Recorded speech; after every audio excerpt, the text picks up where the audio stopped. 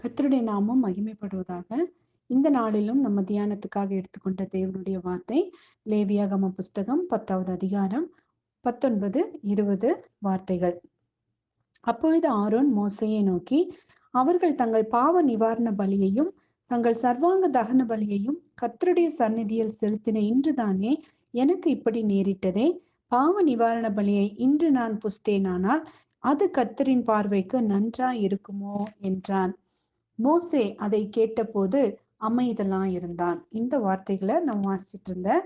இந்த வார்த்தைகளை வாசிக்கும் போது ஆண்டவர் அவருடைய வார்த்தையின் மூலமாக என் கூட இடைப்பட்டதை நான் உணர்ந்துகிட்டேன். அதாவது இந்த வேதத்தின் இந்த பகுதி மூலமா நிறைய உறவுகள் பத்தி ஆண்டவர் என்கிட்ட பேச ஆரம்பிச்சாரு. இந்த இடத்துல நிறைய நேரத்துல நம்ம நினைச்சுக்குவோம், ஐயோ என்னை சுத்தில இருக்கிறவங்க இவ்வளோ ஆவிக்குரிய மனுஷங்களா இருக்காங்களே, எல்லாருமே ரட்சிக்கப்பட்டவங்களா இருக்காங்களே, ஆனாலுமே ஏன் எங்களை புரிஞ்சுக்கல அப்படின்னு சொல்லி நம்ம நிறைய யோசிப்போம். அந்த விஷயத்துல ஆண்டவர் என் கூட பேசின காரியத்தை இன்னைக்கு நம்ம தியானிக்கலாம். இந்த வார்த்தையை நம்ம தியானிக்கிறதுக்கு முன்னாடி இந்த இடத்துல என்ன சம்பவம் நடந்தது அப்படிங்கிறத நம்ம ஒரு நிமிஷம் பார்க்கலாம். இந்த இடத்துல என்ன நடக்குது அப்படின்னா, ஆரோனின் குமாரராகிய அந்த நாதாப், அபியோ இவங்க 2 பேரும் என்ன பண்றாங்க அப்படின்னாக்கா, ஆண்டவர் கட்டளையிடாத அந்நிய அக்கினியை தூபவர்க்கத்தையும் அந்நிய அக்கினியையும் எடுத்துட்டு போய் கர்த்தர் தங்களுக்கு கட்டளையிடாத அந்நிய அக்கினியை கர்த்தருடைய சந்நிதியில கொண்டு வந்தார்கள் அப்படின்னு இருக்குது. அப்படி வந்ததுனால அக்கினி கர்த்தருடைய சந்நிதியிலிருந்து புறப்பட்டு அவர்களை பட்சித்தது. அவர்கள் கர்த்தருடைய சந்நிதியில செத்தார்கள் அப்படின்னு இருக்குது. ஆண்டவருடைய கட்டளைப்படி ஆண்டவர் சொன்ன அக்கினியை தான் ஆண்டவரோட பிரசன்னத்துக்கு எடுத்துட்டு போகணும். ஆனா ஆண்டவர் கட்டளையிடாத அந்நிய அக்கினியை இவங்க எடுத்து போனதுனால ஆரோனின் 2 குமாரர்கள் மரிச்சு போறாங்க. ஒரே நாள்ல ஆரோன் தன்னுடைய 2 குமாரர்களை இழந்து போறாரு. இப்போ மோசே ஆரோன் கிட்ட ஒரு காரியத்தை சொல்றாரு. ஆரோனுடைய மீதியா இருக்கிற 2 குமாரர் கிட்ட ஒரு காரியத்தை சொல்றாரு. எலெயாசார், இத்தாமார், ஆரோன் இவங்க 3 பேர்கிட்ட அவர் என்ன சொல்றாருன்னா, நீங்கள் சாகாத படிக்கும், சபை அனைத்தின் மேலும் கடும் கோபம் வராத படிக்கும் நீங்கள் உங்கள் தலைப்பாகியே எடுத்து போடக்கூடாது. உங்கள் வஸ்திரங்களை கிழிக்காமலும் இருப்பீர்களாக. ஏன்னா ஒரு சாவு நடந்துருச்சுன்னா அவங்க துக்கத்தை வெளிப்படுத்துற விதமா அவங்க தங்களுடைய சரீரத்துல அவங்க போட்டுட்டு இருக்கிற அந்த வஸ்திரத்தை கிழிப்பாங்க. அவங்க தலைப்பாகி எடுத்து போடுவாங்க. ஆனா இங்க ஆரோனும் அவருடைய குமாரர்களும் அப்படி செய்யக்கூடாது அப்படின்னு சொல்லி மோசே சொல்றாரு.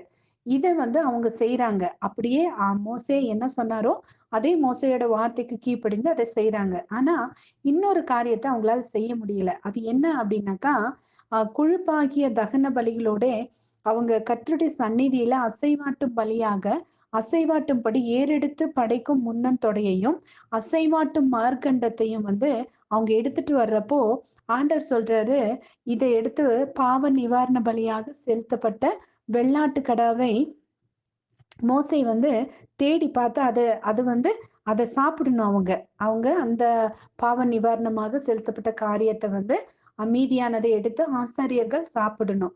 அது ஆண்டவருடைய கட்டளை. ஏன்னா அது பரிசுத்தமானது அப்படின்னு ஆண்டவர் சொல்லி வச்சிருந்தாரு.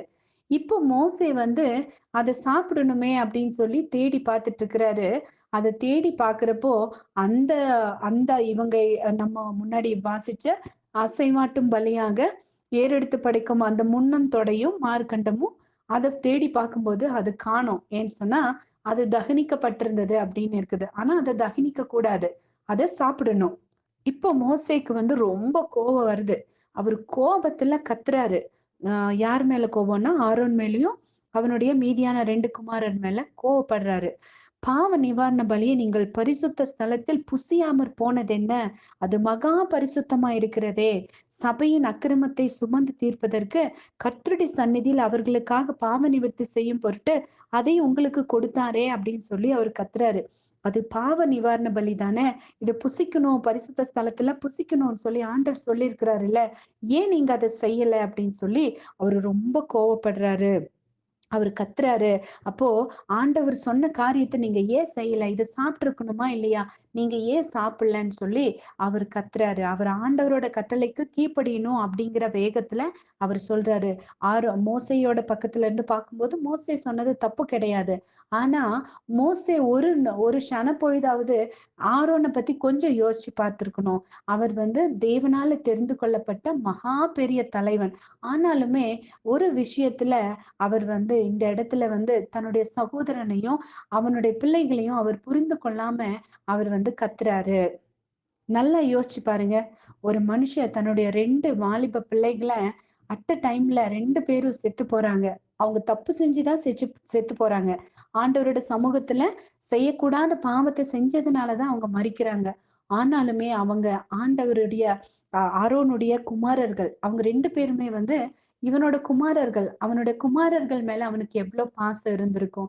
ஒரே நாள்ல 2 பேர் செத்துட்டாங்க. அந்த நேரத்துல அழக்கூடாது, ஆசரிப்பு கூடாரத்த விட்டு வெளிய வரக்கூடாது, ட்ரெஸ்ஸ கிழிக்கக்கூடாது, தலையிலிருந்து கேப் எடுக்கக்கூடாது. அப்படியே ஆசரிப்பு கூடாரத்துக்குள்ளேயே இருக்கணும். இது எல்லாத்த கூட அவங்க கண்ட்ரோல் பண்ணிக்கிட்டாங்க. ஆனா, அந்த நேரத்துல அங்க நீங்களே யோசிச்சு பாருங்க. நம்ம வீட்ல ஒரு சாவு நடந்திருக்கிறப்போ, சிக்கன், மட்டன் சாப்பிடணும்னா யாராவது சாப்பிட முடியுமா? இப்ப இந்த இடத்துல இவங்க கண்டிப்பா அந்த நான்வெஜ் சாப்பிட்டாகணும். ஆனா, அத அவங்களால சாப்பிட முடியல. அத அவங்க எரிச்சிடுறாங்க. அதையும் ஆண்டவருக்கு சொல்லி அவங்க தகனிச்சிடுறாங்க. இந்த விஷயத்த மோசே புரிந்து கொள்ளவே இல்ல. அந்த இடத்துல அவரு ஆரோன் பக்கத்துல நின்னு அவரோட பிள்ளைகளின் மரணத்த ஒரு நிமிடம் யோசித்து பார்த்திருந்தாருன்னா, அவர் இப்படி கத்தியிருக்க மாட்டாரு, கோவப்பட்டிருக்க மாட்டாரு. அவரோட கோபம் நியாயமானதுதான்னாலும் கூட அவர் கொஞ்சம் நிதானமா நடந்திருப்பாரு. அப்ப இந்த சம்பவம் நமக்கு எத வெளிக்காண்பிக்குது அப்படின்னா, பாருங்க இன்னைக்கு நம்மள சுத்தி இருக்கிறவங்க அவங்க அவங்க வயசானவங்களா இருக்கலாம், அல்லது அவங்க மிகப்பெரிய தலைவர்களா இருக்கலாம், அல்லது ஆவிக்குரிய காரியத்துல ரொம்ப அனுபவம் மிக்கவங்களா கூட இருக்கலாம். ஆனா விஷயம் என்னன்னாக்கா, அவங்க அப்படிப்பட்டவங்களா இருந்தாலுமே, நம்மள அவங்க புரிஞ்சுக்கவே மாட்டாங்க. இதுக்கு உதாரணமா தான் இந்த சம்பவத்த நம்ம தியானிக்கணும். இப்ப ஆரோன் மோசேக்கு பதில் சொல்றாரு.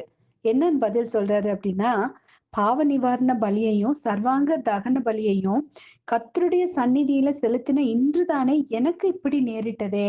இன்னைக்கு தான் ஆண்டவருக்காக இத செய்யறப்போ, இன்னைக்கு தானே என்னுடைய பிள்ளைங்க 2 பேருமே மரிச்சு போனாங்களே. பாவ நிவாரண பலியை இன்று நான் புசித்தேன். ஆனால் அது கர்த்தரின் பார்வைக்கு நன்றாய் இருக்குமோ அப்படின்னு சொல்றாரு. யோசிச்சு பாருங்க.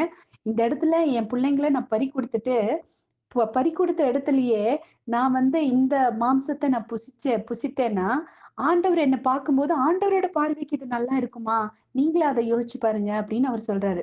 அப்படி கத்தி கோவப்பட்ட இத மோசே அதை கேட்டபோது அமைதலா இருந்தான். இப்போ ஆரோன் கிட்ட இருந்து இப்படி ஒரு பதில் வர்றப்போ, அத கேட்ட உடனே அவர் அமைதியாயிடுறாரு. ஆமாங்க, பல நேரத்துல நம்மள சுத்தி இருக்கிறவங்க நம்மள புரிஞ்சுக்க மாட்டாங்க. அவங்களையும் நம்ம தப்பு சொல்ல முடியாது. அவங்களோட கோணத்துல நின்னு பார்க்கும்போது, அவங்க சரியா தான் சொல்றாங்க. அவங்க பார்வைக்கு அவங்க சொல்றது சரி. நம்ம பார்வைக்கு, ஐயோ! இவங்க நம்மள புரிஞ்சுக்கலையேன்னு சொல்லி நம்ம வேதனைப்படுவோம். ஒரு நம்பர் வச்சு ஒரே நம்பர் வச்சு 2 சைட்ல 2 பேர் நிக்க வச்சேன்னா, அந்த நம்பர்ல இந்த சைடு நிக்கிறவங்க சொல்றாங்க, நான் சொல்றது தான் சரி அப்படின்னு சொல்லி. ஒரு பிக்சர நான் இப்படி பார்த்தேன். நம்பர் 9 அப்படிங்கிற பிக்சர். அந்த 9ங்கிறத போட்டு வச்சுட்டு, அந்த பக்கத்துல இருக்கிறவர் சொல்றாரு, இல்ல இது 6 தான் அப்படின்னு சொல்றாரு. இந்த பக்கத்துல இருக்கிறவர் சொல்றாரு, இல்ல இது 9 தான் அப்படின்னு சொல்றாரு. இப்ப பாருங்க, அந்த பக்கத்துல இருக்கிறவருக்கு அது 6 தான். இந்த பக்கத்துல இருக்கிறவருக்கு அது 9ஆ தான் தெரியுது. அப்போ அவரவர்கள் பார்வைக்கு அவரவர்கள் செய்கிற காரியம் கரெக்ட் தான் அப்படின்னு சொல்லி தான் நெறைய பேர் இன்னைக்கு இருக்காங்க. இப்போ நம்ம வாழ்க்கையில அடுத்தவங்க நம்மள புரிஞ்சுக்கணும்னு சொல்லி என்னைக்குமே நம்ம எதிர்பார்க்க கூடாது. வேதத்துல இப்படிப்பட்ட அநேக உறவுகள நம்ம பார்க்க முடியும். இந்த காரியம் என்னோட வாழ்க்கையில எந்த காரியத்த உணர்த்துச்சுன்னா, நம்மை புரிந்து கொள்ளக்கூடிய தேவன் ஒருவர் தவிர இந்த நம்ம வாழ்க்கையில நம்மள புரிஞ்சுக்கிறதுக்கு யாருமே கிடையாதுங்கிறதுக்கு இந்த ஒரு சம்பவமும் உதாரணமா இருக்குது அப்படின்னு நான் தெரிஞ்சுக்கிட்டேன். சொந்த சகோதரனான ஆரோனோட துக்கத்தை மோசே புரிந்து கொள்ளல. அவரு ரொம்ப மிகப்பெரிய தலைவரா அவர் இருந்து கூட அவரால புரிஞ்சுக்க முடியல. இந்த வார்த்தை உங்களுக்கு தாங்க. நம்ம ஜெபிக்கலாம். ஆண்டவரே, இந்த அருமையான வேலைக்காக நன்றி தகப்பனே. யாரெல்லாம் இந்த வார்த்தைய கேட்டுட்டு இருக்காங்களோ, அவங்களோட வாழ்க்கையில நீங்க பேசுங்கப்பா. அநேக நேரத்துல எங்களை சுற்றி உள்ளவர்கள் எங்களை புரிந்து கொள்ளவில்லையேன்னு சொல்லி நெறைய அங்கலாய்க்கிற மனிதர்கள் உண்டப்பா. இந்த வார்த்தையின் மூலமாக உம்மை தவிர எங்கள யாராலயும் புரிந்து கொள்ள முடியாது என்கிற சத்தியத்தை உம்முடைய பிள்ளைகள் உணர்ந்து கொள்ளட்டும் அப்பா. ஆமாண்டவரே, எங்களோட துக்கத்தை, எங்களோட வேதனையை எங்களுடைய சொந்த சகோதரர்களானாலும் புரிந்து கொள்ள முடியாது. நீர் மாத்திரமே அதை இப்போது புரிந்து கொள்கிறவர் அப்பா. இந்த வார்த்தையை கேட்ட உம்முடைய பிள்ளைகளை ஆசீர்வதிங்க, பலப்படுத்துங்க. இயேசுவின் மூலம் ஜெபிக்கிறேன் நல்ல பிதாவே. ஆமென், ஆமென்.